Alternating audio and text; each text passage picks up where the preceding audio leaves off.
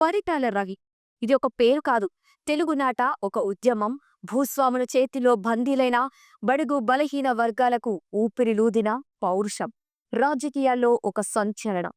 ఇప్పుడు ఈయన గురించి మనమెందుకు మాట్లాడుకుంటున్నామంటే, పరిటాల రవిని హత్య చేసిన మొద్దు శ్రీను జైల్లో హత్య గావించబడ్డాడు. ఇక మొద్దు శ్రీనుని జైల్లో హత్య చేసిన ఓం ప్రకాష్ కూడా చనిపోయాడు. ఆ హత్యతో సంబంధమున్న మద్దెల చెరువు సూరి కూడా హత్యకు గురయ్యాడు. ఇక పరిటాల హత్యకు సంబంధించి సాక్ష్యాలు ఆ విధంగా చెరిపివేయబడ్డాయి.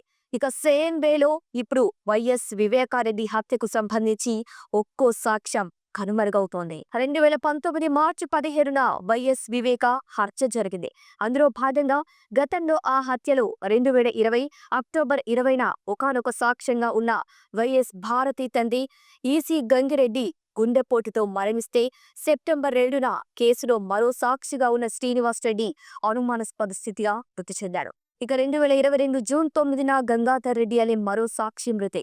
ఇక ఈ రోజు నిండు యువకుడు అయిన వైఎస్ అభిషేక్ రెడ్డి మరణించాడు.